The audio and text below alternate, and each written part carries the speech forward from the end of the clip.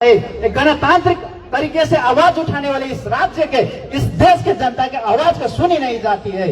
ये सरकार इस तरह से आज के बात नहीं, हम कईयों सालों से, सदियों से 1986 का जो आंदोलन की बात कर रहे हैं आज हम, 1986 में शहीद हुए उन शहीदों की, जिन्होंने गोरखालैंड की एक गणतांत्रिक आंदोलन का आगे बढ़ाने का मकसद से आगे बढ़ रहे थे। उस समय पुलिस द्वारा, बंगाल पुलिस द्वारा और केंद्र के सीआरपीएफ द्वारा और बंगाल के कई सारे षड्यंत्र द्वारा हमारे ऊपर गोली चला गया। उसमें 70 साल के वृद्ध महिला को नहीं बख्शा गया, 7 साल के बच्चों को बख्शा नहीं गया। उस याद में आज हम गोरखालैंड की आवाज को बुलंद करते हैं। हम याद करते हैं उन शहीदों को जिन्होंने अपना स्कूल जाते समय अपना जान को बलिदान देना पड़ा था।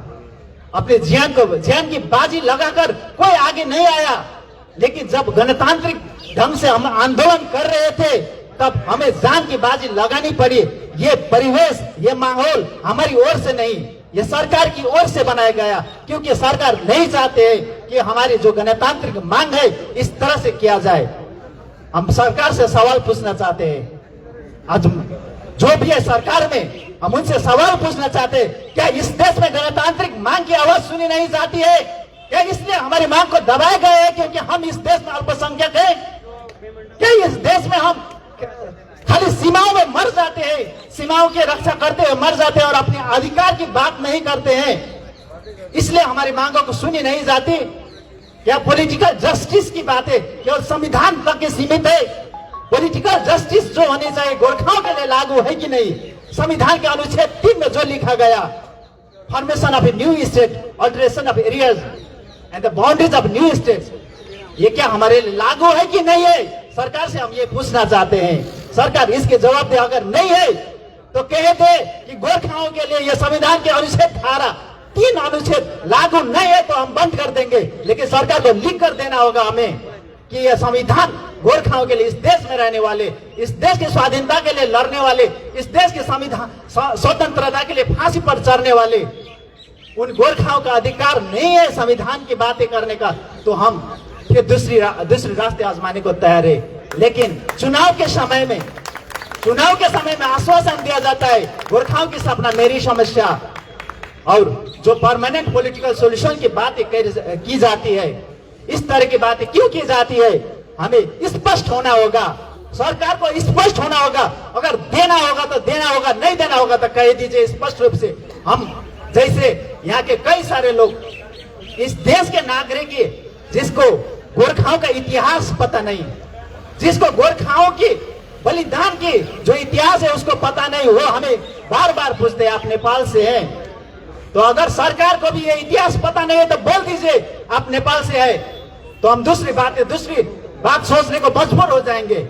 लेकिन अगर आपको पता है 1891 में मणिपुर में एक हमारे सिपाही ने इस देश के स्वाधीनता के लिए सूबेदार निरंजन छेत्री ने अपने अंग्रेजों की हुकूमत स्वीकार न करने के लिए अपनी जान को फांसी के फंदे पर लगा दिया था, और इस मातृभूमि की रक्षा के लिए 1891 में मणिपुर में अपनी बलिदान दिया था। क्या उसको सरकार याद करते हैं कि नहीं करते?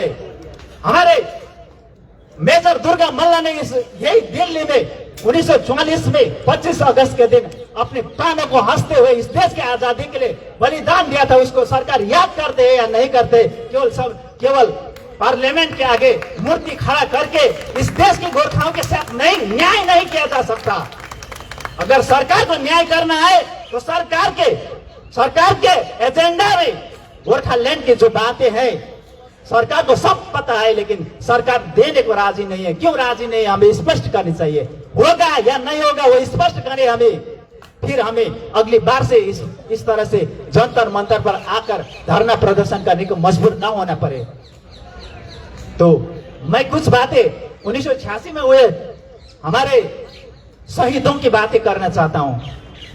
27 जुलाई 1986 की बातें, वो बातें कालिम्पोंग की है, जब हमारे प्रोटेस्टर नहीं कर सकते, हमारे मांग करने वाले, गणतांत्रिक ढंग से मांग करने वाले हमारे एक जुलूस में इस तरह से वहां पर गोली बरसाया गया। हम उसको जालियांवाला बाग हत्याकांड से तुलना करते हैं। हमें उस दिन हमारे कई बुजुर्गों ने और कोई बच्चों ने अपनी छाती पर गोली खाकर अपने प्राणों की आहुति चढ़ाई थी। अगर सरकार, मैं सरकार से पूछना चाहता हूं, अगर आप ये सवाल का जवाब दे कि आप उन शहीदों को वापस दे सकते हैं या नहीं दे सकते। अगर दे सकते हैं तो हम गोरखालैंड की मांग को वापस करने को तैयार है, लेकिन अगर नहीं दे सकते हैं उन शहीदों को, तो हम गोरखालैंड की मांग को दोहराते रहेंगे जब तक गोरखालैंड नहीं होगा। क्योंकि वो गोरखालैंड के शहीदों की भावना, गोरखालैंड के शहीदों की सपना हमारे सपनों से जुड़ी हुई है, हमारे भावनाओं से जुड़ी हुई है। हमारे कई शहीदों ने इस तरह से बलिदान दिया है कि हमें इतिहास में भी ढूंढना पड़ता है कि इस तरह की बलिदान इतिहास में कहीं हुआ है कि नहीं। हमारे जीना थापा 7 साल की एक बच्ची को सुकिया पोखरी में इस तरह से मार दिया गया कि जब उसको वापस लाया गया तो उसका शरीर पर स्कूल का बैग वहीं पर लगा हुआ था। इस तरह के स्कूल के बच्चों के ऊपर क्या सोचकर सरकार ने गोली चलाने का आदेश दिया था। आज हमें सरकार से पूछना होगा।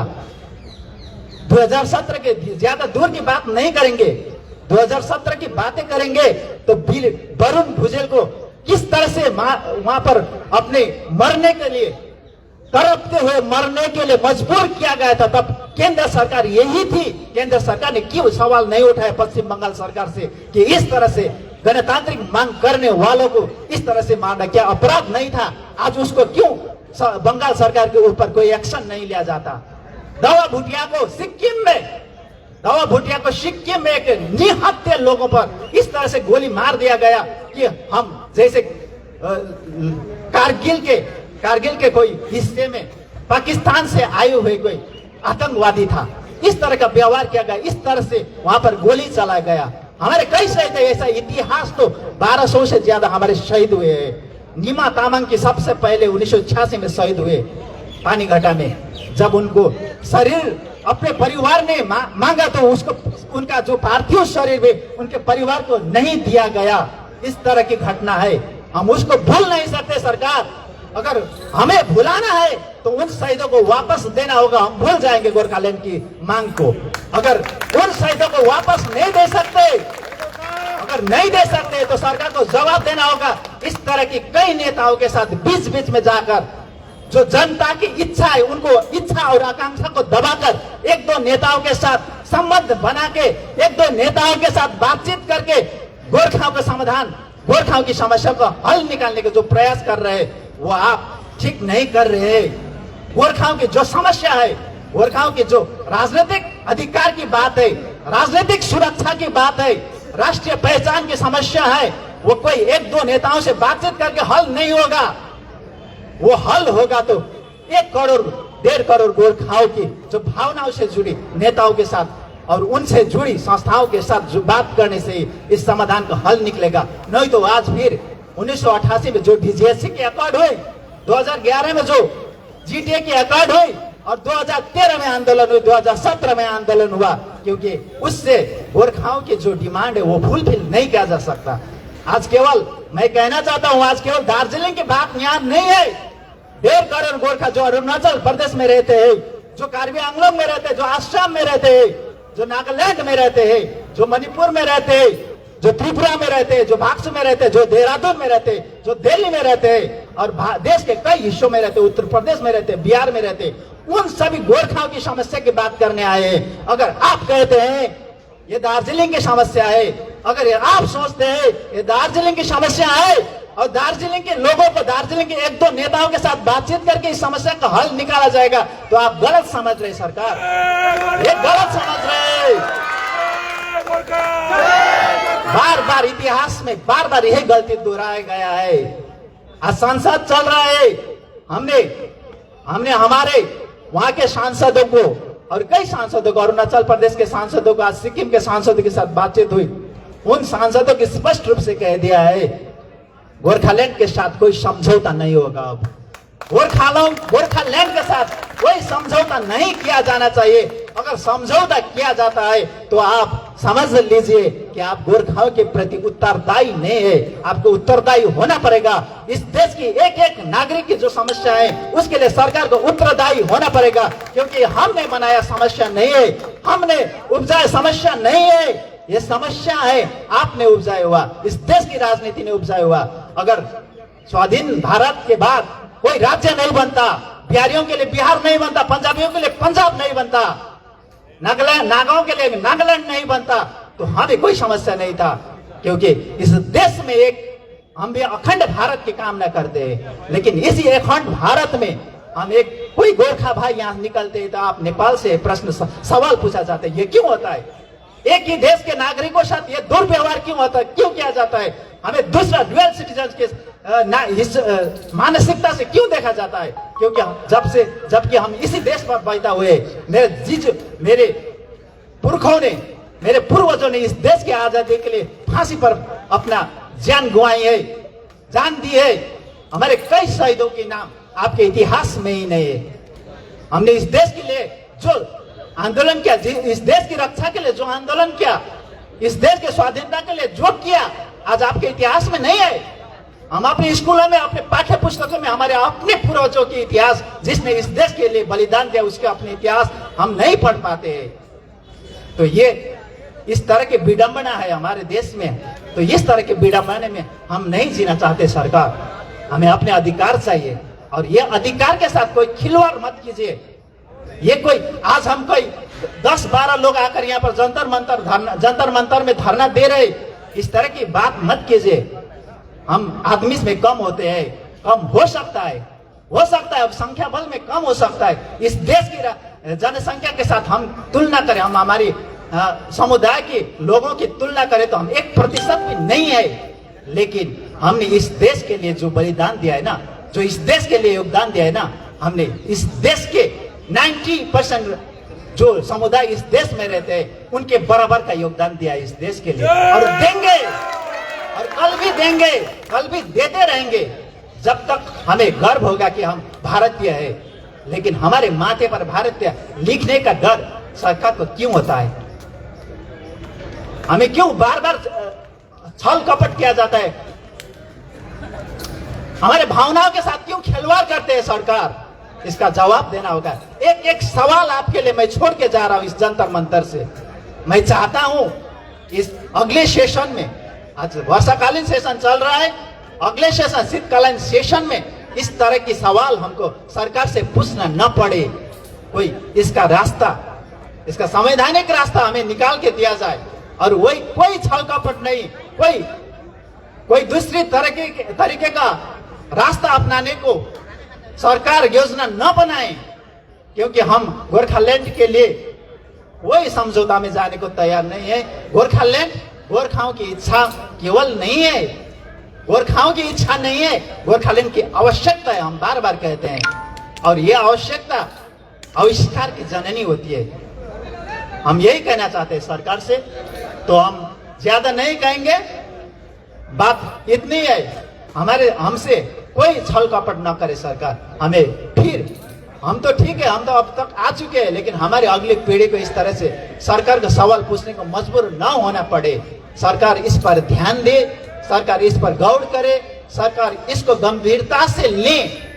सरकार को इस पर हमें जवाब देने की जरूरत नहीं, सरकार को इस पर हमें आश्वासन देने की जरूरत नहीं, सरकार को इस पर काम करने की जरूरत है। और हम चाहते हैं, हम समझ रहे हैं, आज तक हम सोच रहे हैं कि सरकार इसको सोचेंगे, समझेंगे, और हमें इस तरह की कोई दूसरी आश्वासन, दूसरी जो गलती विगत में हुए, जो कई सालों से हो रही है, इस तरह की गलती सरकार दोहरान न करे।